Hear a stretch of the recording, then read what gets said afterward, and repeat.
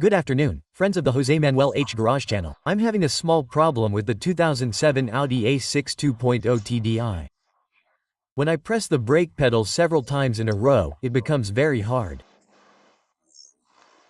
The brake pedal becomes hard and you have to press hard to stop it.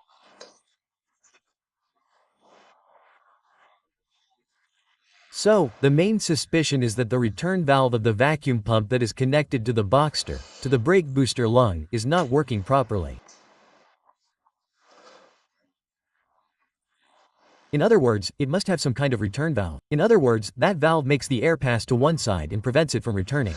And I think it's not working properly from everything I've read, watched videos, and so on. That's the suspicion. So, the first thing is to identify it.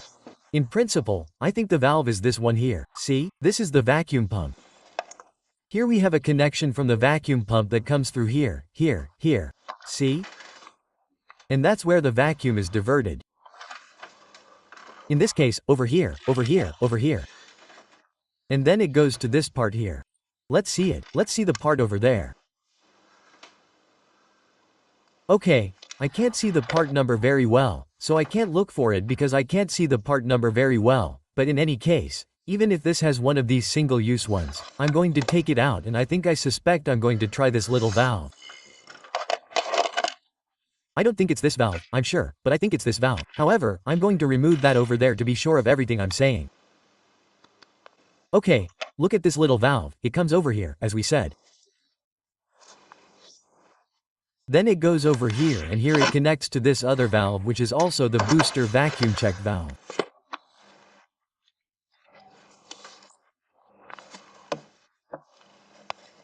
So, it's either this one here or this one here. And in this case, I think the best way to check it is by replacing both and checking both. I'm going to start with this one. And if and then with this one, okay. The thing is that first of all, I have to have the reference number clearly identified in order to order them. And well, I've already managed to open this clamp that I hate because they're single use. This one already has a little screw and I'm going to finish taking it out. Okay, I've already loosened this clamp. Now I'm going to try to take it out and try to test it. I don't know if it's going to be easy because it looks like it's all very hard, but if I really need it, it'll be easier with a little heat. Anyway, I can already see the reference number. The reference is CU. You can't see it well, but I think it's 4611.95. No, sorry, 939B. 4F0601939B. I've already taken it out. It's a little hard, but I've already taken it out.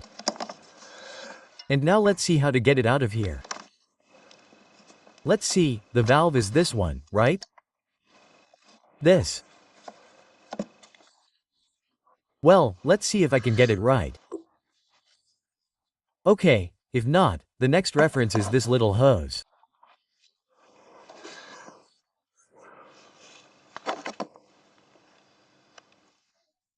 Okay, it's 4FO611931 BR 4FO6131 BR.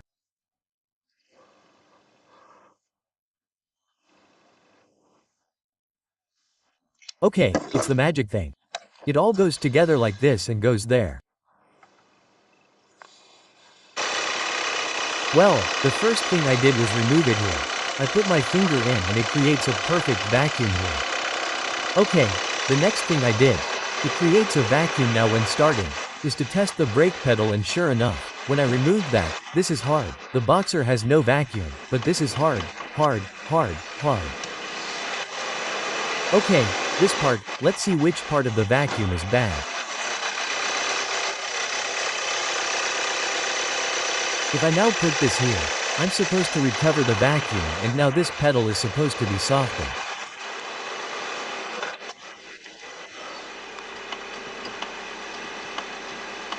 I don't notice much of a difference at the moment, but it is softer. I'm testing the brakes without that vacuum and indeed you have to apply a lot of force to brake, okay? A lot of force to brake. Okay, I'm going to apply the vacuum to get a feel for the difference between one thing and the other. Okay, well, look, so what I'm going to do is I'm going to try to get it out to see if you can see it. Do you see? There's the little valve that goes directly to the brake booster or boxer.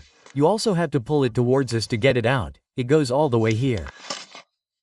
They're looking at the parts list and they're not selling the valve. They're just selling it with this little tube, okay, with this elbow all the way over there.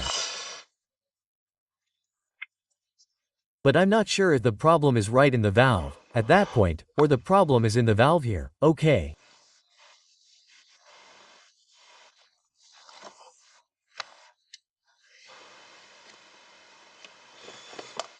It could also be that this takes a vacuum here to the crankcase cover.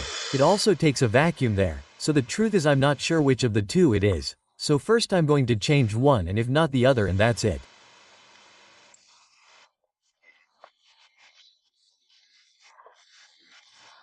I don't see any other alternative to this thing.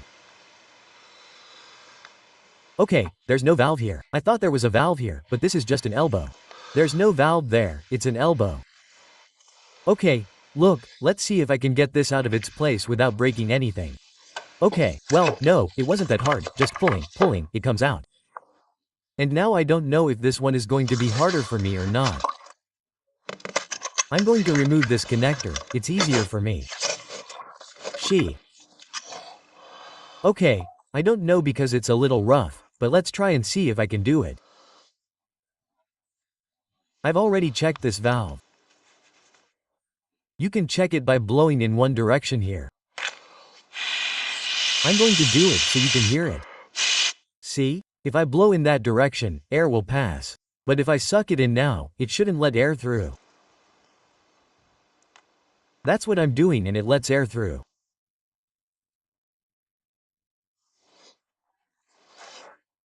This one seems fine, so it could be this other one, which I really suspect has some kind of vacuum problem here.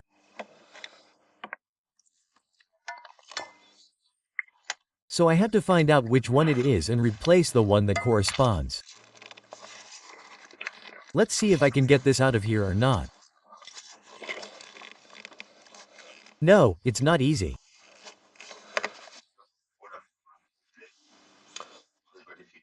A very good way to check if this non-return valve that is inserted there in the brake booster or boxer lung is working properly is to blow into this side and inflate the balloon.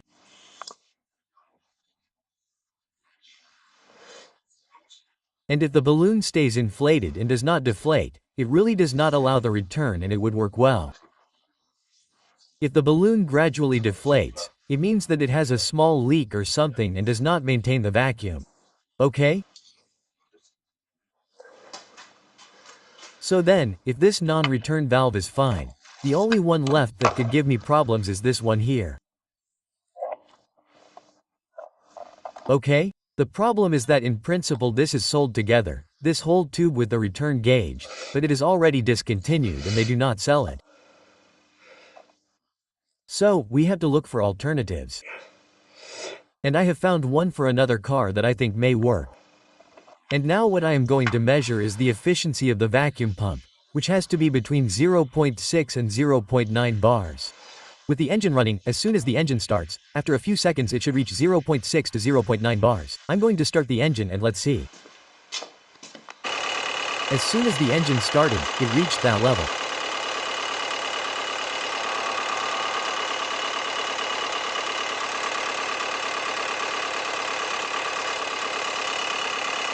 Ah, 11. HC or 300 megahenries. Let's leave the 300 megahenries. The conversion for the 300 millimeters of mercury or less, like 0.4 bars or so. And I need a minimum of 0.8 to 1 bar. That is, I need double what it's giving me as a minimum, that is, around 700.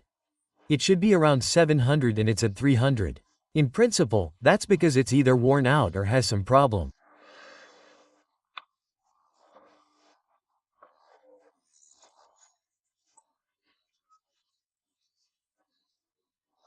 It's running on empty, because nothing in the circuit is attributable to it because how do you say this?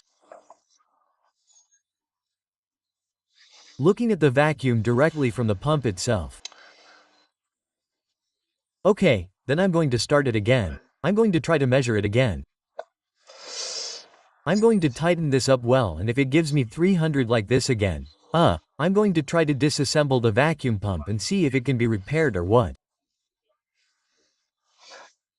Even so, I'm going to make sure, because all this data I got from the GPT-4 chat.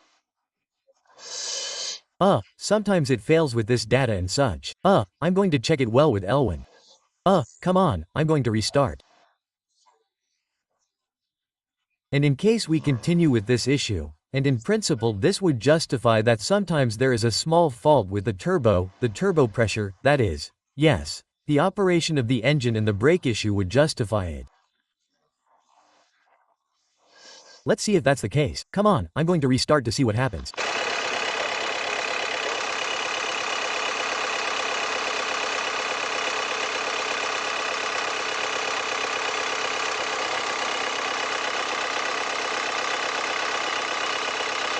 I'm going to fix the problem with the vacuum pump, and I'm going to continue investigating the causes until you have cleared the values of the pump and the vacuum lines reinstalled.